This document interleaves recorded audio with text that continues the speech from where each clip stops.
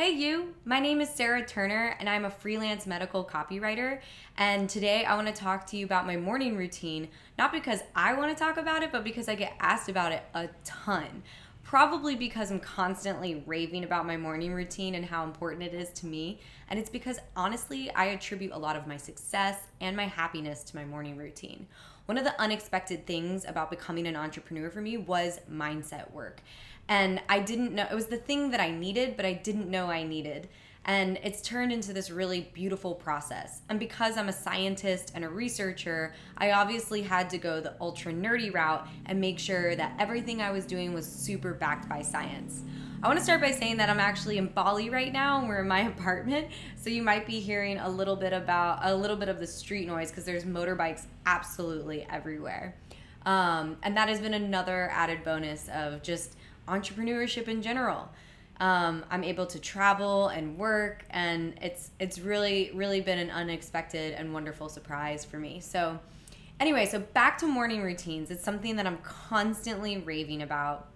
And truly, I think it's the most important thing I've implemented in my life in the last 5 years. And so, first I want to talk about, my morning routine before I started entrepreneurship and copywriting was non-existent. I was the person who needed like 10 alarms to get out of bed in the morning. No exaggeration. I would hit snooze over and over again. And my morning routine was basically me like crawling out of bed, dreading my day, hitting the snooze button, eating a bagel like on my way out the door, and then listening to the news on the way to work. And I really thought that listening to the news was something that was helping me stay informed. It was part of being an intellectual person, right? And I thought it was really important. But what I've come to find out through mindset research and meditation is that actually the first few hours of your day, you're at a lower frequency brainwave, and that's a really impressionable time of your day. It's where your brain is more open to taking in information and it's better at retaining information. And so when you spend the first few hours of your day filling it basically with like whatever the media wants to talk about, you're actually giving up some of the most precious time, which is why I think morning routines are so important. Okay, so I want to go through kind of what my mornings look like now. And I think by the end, you're going to figure out like, wow, this is super important. I should probably be thinking a little bit more about how I give the first few hours of my day, right? So first things first, I put my phone on airplane mode because I have very little self-control, especially when it comes to Instagram. And if I don't put it on airplane mode, I will roll over and just check that baby. And I'm not going to say that I do this perfectly every morning. If I forget to put my phone on airplane mode the night before I go to bed, his chances are I'm going to check Instagram in the morning. So I'm by no means perfect at this, but airplane mode is so valuable and it's helped me so much. So definitely want to encourage that. It's also great for making sure somebody doesn't pull you out of your sleep in the middle of the night. I love you, sister, but 3 a.m. phone calls are always going to pull you out of your routine. And then after that, so like after like waking up in the morning and kind of trying to intentionally protect my morning, the next thing I do is I get up, I make a cup of coffee, I go into a little space I've actually made for my morning routine, which includes like a little pillow and a blanket and my journal and some like essential oils, because I might be a secret hippie, and I do some gratitude journaling. And gratitude, the science behind gratitude is fascinating. I'm sure you're seeing it plastered all over social media, people talking about gratitude and being grateful and things like that. But it's really not just a bunch of hippies like trying to make you feel good, although it does help. It does make you feel good. Gratitude is a practice that actually has a lot of science backing it.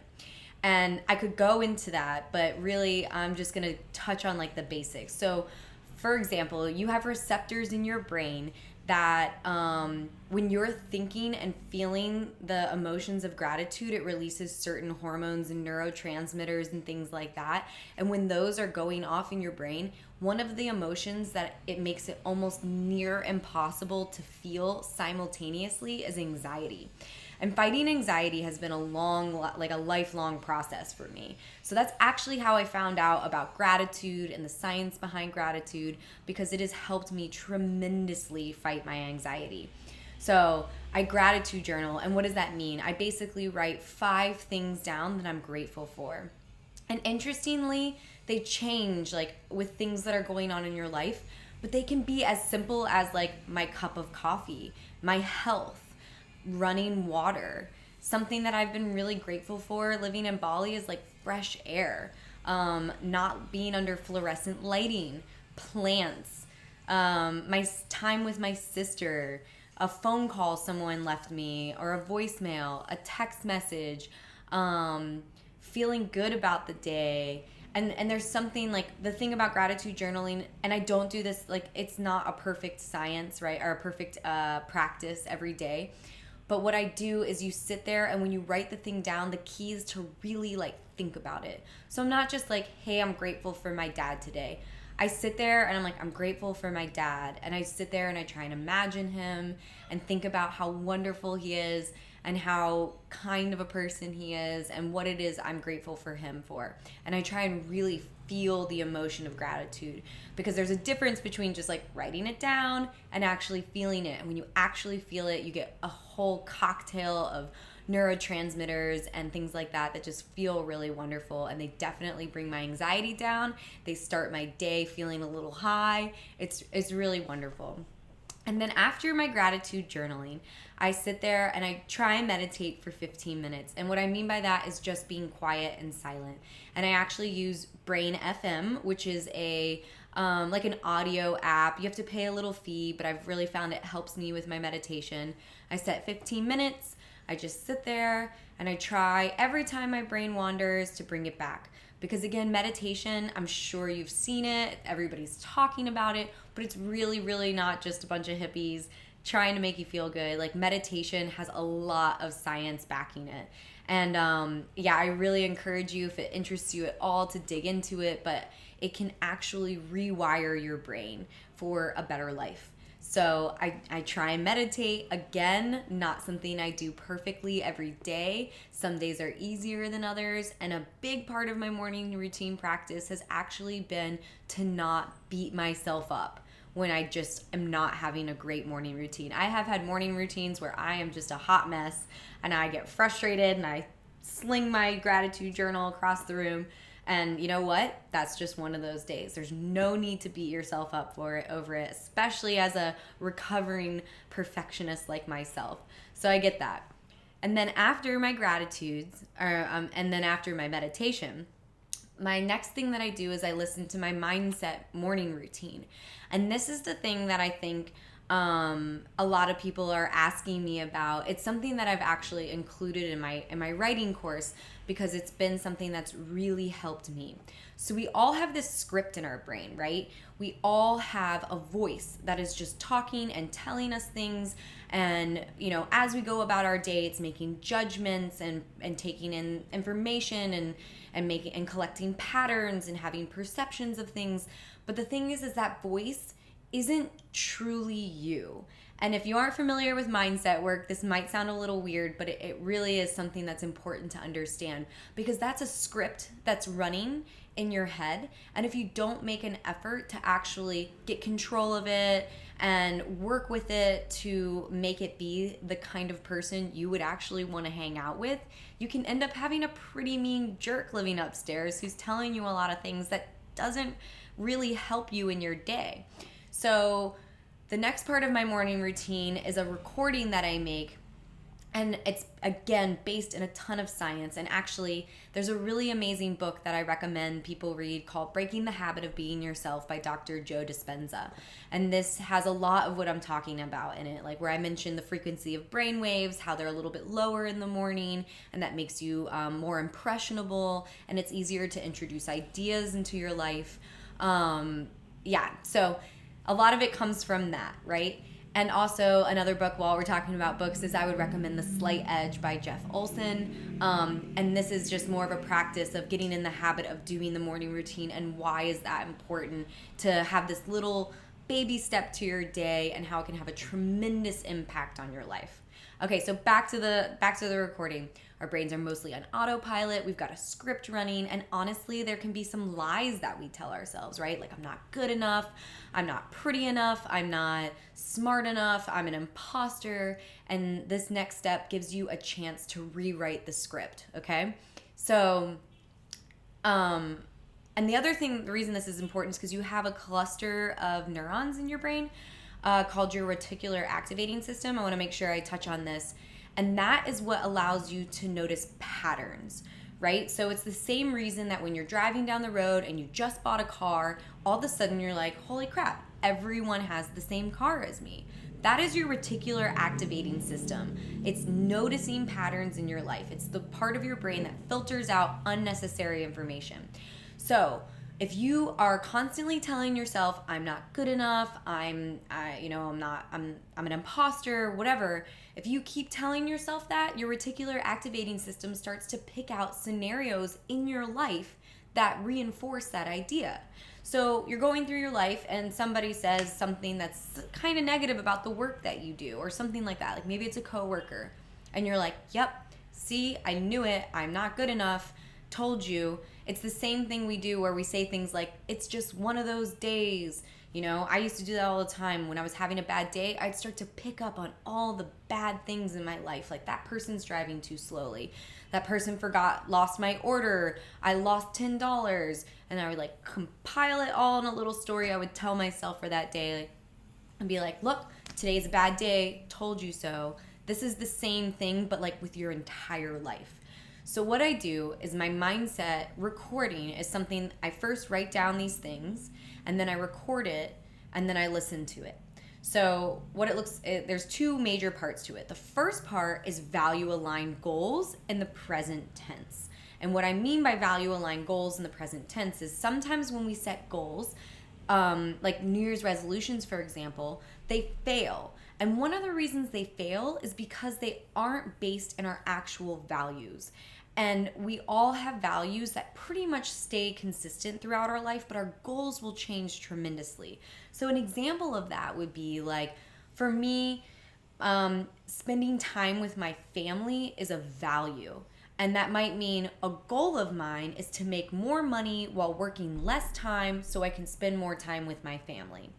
And then you want to do all of that in the present tense.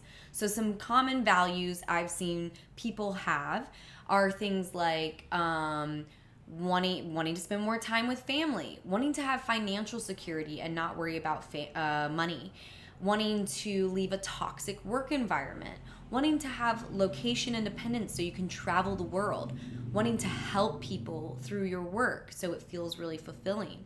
For me, and it can also be small stuff, for me, a value of mine is to not work in crappy lighting because fluorescent lighting like sucks the actual soul out of me. And that sounds weird to some people, but some people are like, hey, that's one of my values too. So it's been something that's been a part of my goals for at least the last 5 years, where I've just said, you know what? No, I'm not going to work in an office anymore. It actually makes me miserable. So thinking about your values and then coming up with actually like specific and time sensitive goals. So maybe it's, okay, I don't want to work in fluorescent lighting. So my goal is that I'm going to leave my job in 6 months. And so you say, I'm going to leave my job in 6 months. I'm going to have X number of dollars in saving. But the thing is you do it all in present tense. So you say, in June of 2019, I have $5,000 in savings and I am able to leave my job.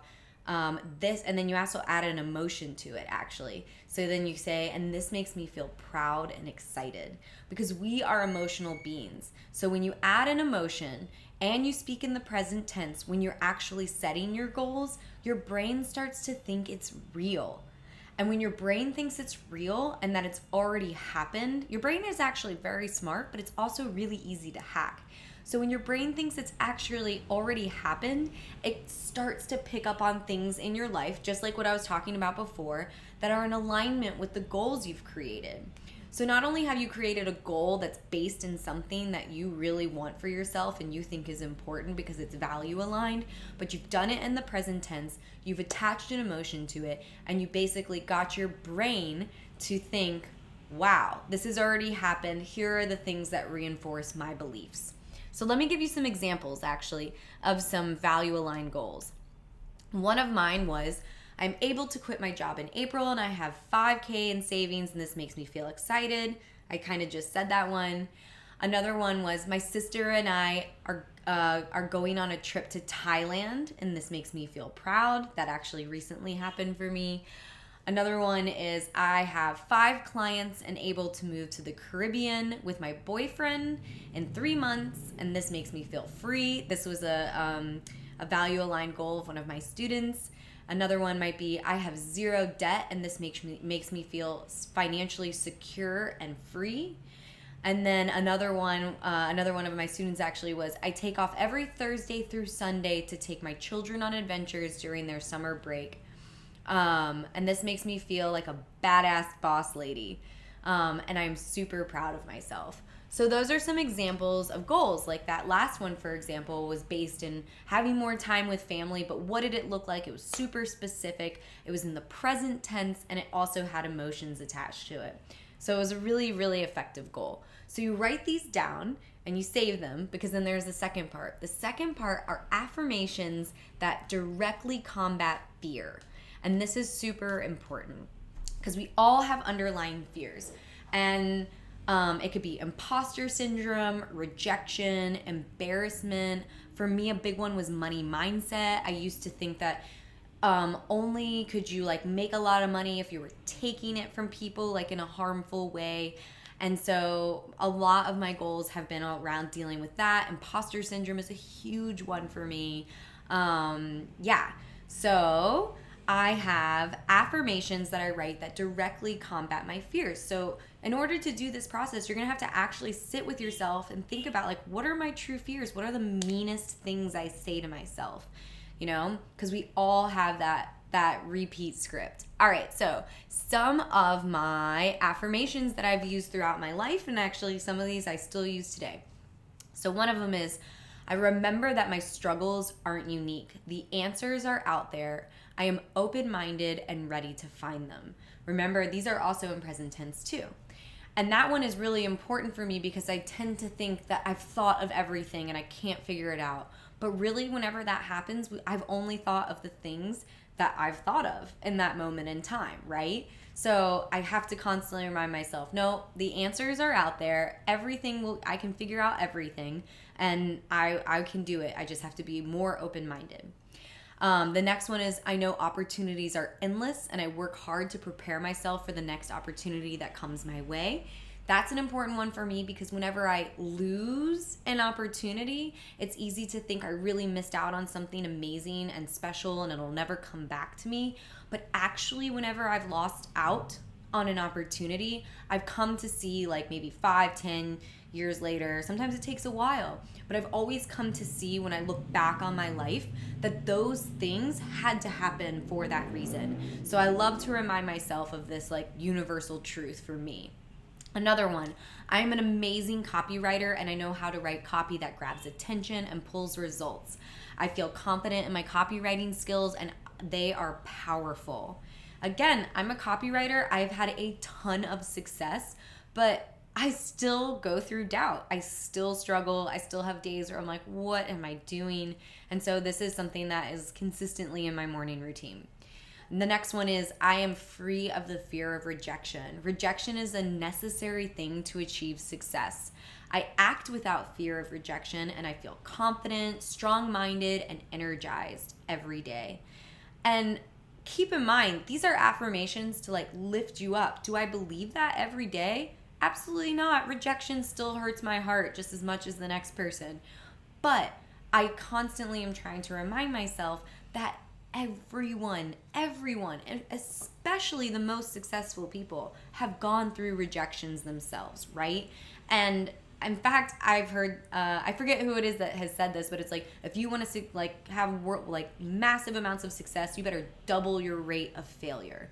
And that is something to keep in mind. Rejection, it hurts inside because it's fear, but you know what? At the end of the day, it's okay, and it's totally normal and part of the process. And then another one that I have is, how I make money is in alignment with my values and I use it to bring value to other people's life. And again, this is part of the money mindset thing that's been like an ongoing thing with me to make sure that I feel good about making money and that it's in alignment with my values, because that's how I feel good about myself each day. So I do my value aligned goals in present tense with emotion, and these change, right? I change my morning routine probably about every 3 months. And then I write out my affirmations, which directly combat my fears, which change slightly too, although my fears tend to be pretty similar. And then I write them all out and I record my voice saying them into my phone, just something simple, while on YouTube or something, I play some isochronic tones. And those are tones that specifically tap into your brain and make it easier for you to get into a meditative state. So I record this, and I think my recordings are usually only like 10 to 15 minutes long, right? And so I record myself saying it while holding my phone. I just keep it on my phone while the YouTube channel is playing or whatever. And I record this and I save it. And so I do this after my meditation, after my gratitude journaling every morning. And I also listen to it sometimes at night, especially when I'm having a tough time.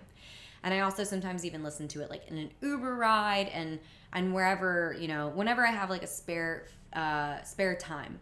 And the thing about this process is it gives you a chance to open your mind, to get your reticular activating system in alignment with the things that you want for yourself. So you start noticing things that are good for you. You start noticing things that, bring better money into your life, financial freedom, things that are going to free up your time so you can spend more time with family. And it really helps you notice the things that are in alignment with the kind of person you want to be. And then after that, the next part is I work on my business for the first hour of my day, of my work day, meaning I don't check emails and I don't work on client work. And this is probably one of the best pieces of advice I ever got. I wait kind of until like 11, sometimes noon, to check client emails. And that was really hard for me to do at first, especially as a freelancer who's a little frantic, wants to make sure everybody's happy so, the bills are getting paid. But really spending the time to work on your business for the first hour is super important because it's your most productive time. If you push everything to the end of the day, there's a good chance you're not going to get around to it.